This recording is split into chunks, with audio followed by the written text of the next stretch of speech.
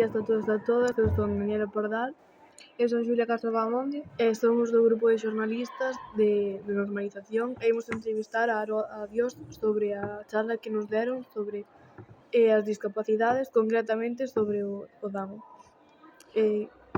Bueno, Aroa, que che pareceu a charla? Pareceche interesante? Gustouche?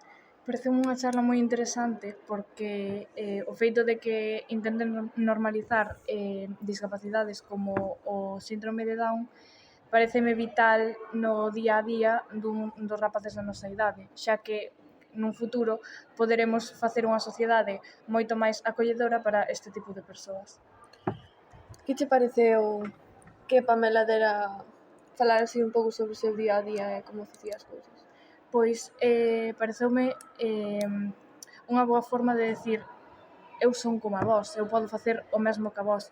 Iso si, eu gustaríame que houbera quedado máis tempo, xa que hai moitísimos aspectos na súa vida que estaría ben que nos soubéramos, como por exemplo as complicacións que tuvo á hora de por culpa da súa discapacidade, á hora de relacionarse con persoas, os problemas que lle foi poñendo pouco a pouco a vida no seu camiño.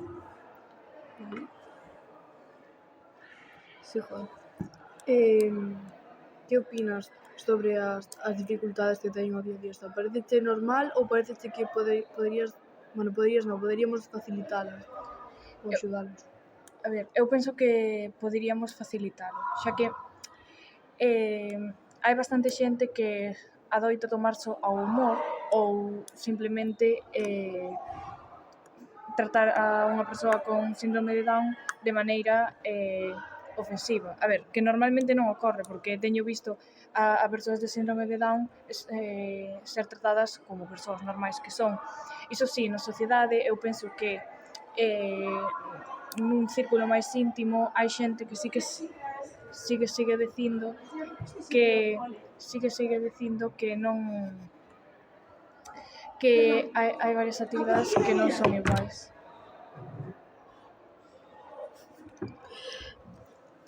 Bueno, perdón pola interrupción. Eu penso que, a ver, todos somos iguales, aínda que hai en diferentes aspectos, pues obviamente non somos somos iguales, pero en diferentes aspectos non. Por exemplo, unha persona con Down non podes pretender que faga a mesma vida que unha persona normal, non, pero unha persona sin discapacidade ninguna. A ver, tamén non é xusto que lle fagan acosto e todo o que esperan facer os rapaces pequenos. Claro, gustaríame dicir que nas redes sociais eu teño visto a unha chica que tiña síndrome de Down, porque creo que xa faleceu. É certo que ti entrabas aos comentarios e aínda había xente facendo chistes e bromas ao respecto. E iso pareceme moi mal.